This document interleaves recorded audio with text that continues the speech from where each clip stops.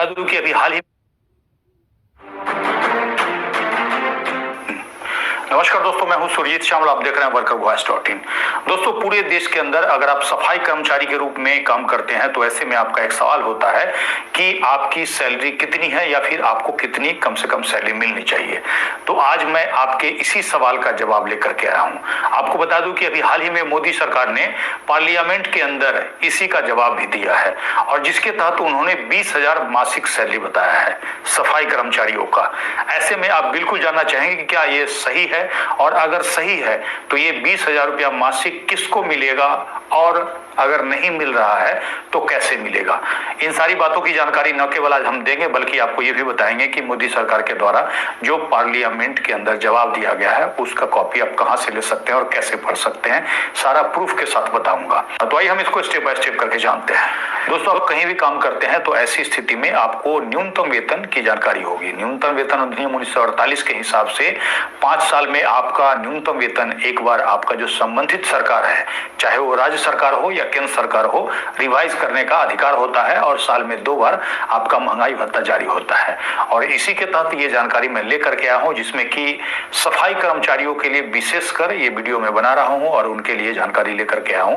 कम से कम उनको ये पता चल सके कि उनको कितना सैलरी मिलना चाहिए। तो मैं इसमें पूरी जानकारी दूंगा और साथ ही मोदी सरकार के द्वारा जो 20,000 रुपया मासिक सैलरी बताया गया है वो किसके लिए है, किन के लिए है, और नहीं मिलता है तो उसके लिए क्या करेंगे, इन सारी बातों की जानकारी हम लेकर के आए हैं। दोस्तों, आपको बता दूं कि अभी हाल ही में पार्लियामेंट के अंदर श्री विष्णु दयाल राम ने श्रम एवं रोजगार मंत्री से सफाई कर्मचारियों के वेतन भुगतान, हड़ताल आदि में वृद्धि और साथ ही 1,20,000 रुपया एरियर नहीं देने का मुद्दा उठाया था। साथ ही उन्होंने सफाई कर्मचारियों के न्यूनतम वेतन के प्रावधानों को लागू के बारे में भी पूछा था, जिसका जवाब सुश्री शोभा करंदलाजे श्रम एवं रोजगार राज्य मंत्री ने दिया। उन्होंने अपने जवाब में कहा कि सफाई कर्मचारियों के हड़ताल में वृद्धि हुई है, ऐसी कोई भी सूचना केंद्र सरकार के पास नहीं है। आगे बताया कि न्यूनतम वेतन अधिनियम 1948 के प्रावधानों के तहत केंद्र और राज्य सरकार दोनों सरकारें न्यूनतम वेतन के तय और संशोधित करने के लिए उपयुक्त है। न्यूनतम वेतन अधिनियम के तहत अनुसूचित रोजगारों में कुछ निषिद्ध गतिविधियों को छोड़कर सफाई और सफाई का रोजगार भी शामिल किया गया है। केंद्र और राज्य सरकार दोनों सरकारें अपने अपने अधिकार क्षेत्र में न्यूनतम वेतन अधिनियम 1948 के प्रावधानों को लागू करने के लिए उपयुक्त सरकारें हैं, जिसमें भुगतान न मिलने से संबंधित प्रावधान शामिल है। कहने का मतलब जिस भी सरकार के अंदर आप काम करते हैं, चाहे वो केंद्र सरकार हो या राज्य सरकार हो, ऐसे में आपको जो संबंधित सरकार है उसको पावर है कि वो न्यूनतम वेतन आपके लिए लागू कर सकती है, संशोधित कर सकती है। और इसी के तहत आपका 5 साल में आपका न्यूनतम वेतन रिवाइज किया जाता है और साथ ही हर साल 2 बार आपका महंगाई भत्ता भी जारी किया जाता है। और जिसके तहत केंद्रीय क्षेत्र में चीफ लेबर कमिश्नर सेंट्रल, जो कि आपका न्यूनतम वेतन लागू करने के लिए जिम्मेदार पदाधिकारी होते हैं। हालांकि अगर इसका जवाब पढ़िएगा तो इसमें यह लिखा हुआ है कि चीफ लेबर कमिश्नर सेंट्रल के द्वारा समय समय पे निरीक्षण करवाया जाता है और उसमें जहां भी न्यूनतम वेतन नहीं देने या फिर सैलरी नहीं देने की बात आती है, वो संबंधित नियोक्ता यानी कि कंपनी को आदेश दिया जाता है, जिसके बाद आदेश का पालन नहीं किए जाने पे वेतन भुगतान अधिनियम 1936 धारा 17A और 20 के तहत दंडात्मक प्रावधान और न्यूनतम वेतन अधिनियम 1948 की धारा 22 का सहारा लिया जाता है। और साथ ही इन्होंने ये भी बताया कि राज्य स्तर पर भी अनुपालन के लिए इन्होंने एक मशीनरी तैयार कर रखा है, जिसका ये समय समय पे पालन करवाते हैं। तो ऐसे में हमारे इस वीडियो का जो मेन टॉपिक है, कहने का मतलब सफाई कर्मचारी को कितना सैलरी मिलना चाहिए और इसके बारे में सरकार की तरफ से जो बताया गया है वो जानना काफी अहम। इन्होंने केंद्रीय स्तर पे काम करने वाले सफाई कर्मचारियों के सैलरी का एक लिस्ट जारी किया है, जिसके अनुसार अगर आप देखिएगा तो इसमें इन्होंने अलग अलग कैटेगरी के और अलग अलग एरिया में क्या न्यूनतम वेतन है उसको बताया है। हालांकि हमने इसके बारे में पहले भी जानकारी दी है और आप यहाँ करके चेक कर सकते हैं। एरिया के अंदर अगर काम करते हैं तो आपका एक दिन का 778 रुपया होगा, किसका, स्वीपिंग और क्लीनिंग यानी कि सफाई कर्मचारियों का। बी एरिया में काम करते हैं तो 651 रुपया और सी एरिया में काम करते हैं तो 522 रुपया।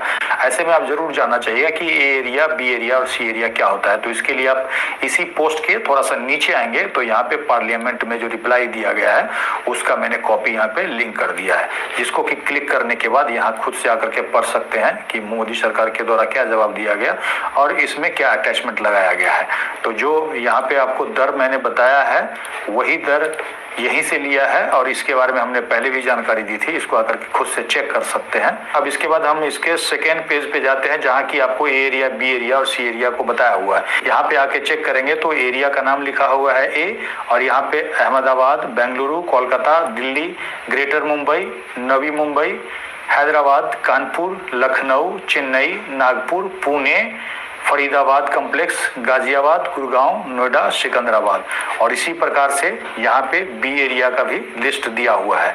और आप चेक करेंगे तो यहाँ पे बाकी जितने भी जगह हैं जो कि इसमें नहीं है वो सी एरिया में आएंगे। आकर के आप यहाँ से चेक कर सकते हैं। अब जैसा कि एक दिन का यहाँ पे एरिया में 778 रुपया है और इसको कैलकुलेटर्स के थ्रू से कैलकुलेट करके देखेंगे। 778 को अगर हम 26 से न्यूनतम वेतन अधिनियम के हिसाब से गुना करेंगे तो ये 20,228 रुपया मासिक सैलरी एरिया में काम करते हैं। और बी एरिया का वैसे ही आप चेक कर सकते हैं, सी का भी चेक कर सकते हैं और जो नीचे आपको पार्लियामेंट में जो रिप्लाई दिया गया है उसका कॉपी मैं अगर दूंगा तो उसको जाकर के आप चेक कर सकते हैं। इसके अलावा सेंट्रल स्फीयर के अंदर और भी कैटेगरी है जिसमें अगर आप काम करते हैं तो यहाँ पे क्लिक करके आप पूरा लिस्ट देख सकते हैं। साथ ही आपको नोटिफिकेशन का कॉपी भी मिल जाएगा। दोस्तों आपको याद दिला दूं कि मैंने ही 2014 में दिल्ली हाई कोर्ट के अंदर एक जनहित याचिका लगा करके सेंट्रल स्फीयर के जितने भी कॉन्ट्रैक्ट कर्मचारी काम करते हैं उनको समान काम समान वेतन देने का मांग किया था। जिसके बाद मेरी मांग को स्वीकार करते हुए हालांकि समान काम समान वेतन का आदेश नहीं हुआ, लेकिन केंद्र सरकार ने 42% आपका न्यूनतम वेतन बढ़ा दिया जो कि 2017 में बढ़ाया गया था जून या जुलाई में, जो कि लागू हुआ था 1 जनवरी 2017 से। ऐसे में अभी आपका 5 साल पूरा हो चुका है और आपका न्यूनतम वेतन रिवाइज होना चाहिए। एक बार आप कमेंट्स करके बताइए कि केंद्र सरकार ने अभी तक न्यूनतम वेतन रिवाइज करने के लिए कोई कमेटी का गठन क्यों नहीं किया है, और अगर कमेटी का गठन किया है तो आपका न्यूनतम वेतन क्यों नहीं बढ़ा है। और जिस भी स्टेट से सफाई कर्मचारी के रूप में काम करते हैं और आपको 20,000 रुपया मिलता है या फिर अलग अलग जो कैटेगरी है उसके हिसाब से मिलता है या नहीं मिलता है जरूर बताएंगे।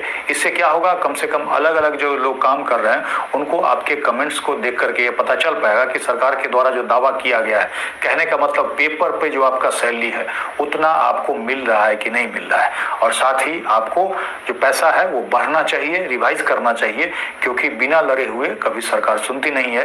पीछे हमने लड़ा था, उसी के बाद आपके वेतन में वृद्धि की गई थी और अभी तक ये वृद्धि नहीं कर रहे हैं। कहीं ना कहीं इनको फिर से जगाने की जरूरत है। तो मैं आपसे एक अनुरोध करना चाहूंगा कि अगर आप हमें फेसबुक पे देख रहे हैं तो पेज को लाइक करेंगे, यूट्यूब पे देख रहे हैं तो चैनल को सब्सक्राइब करेंगे, वीडियो को अधिक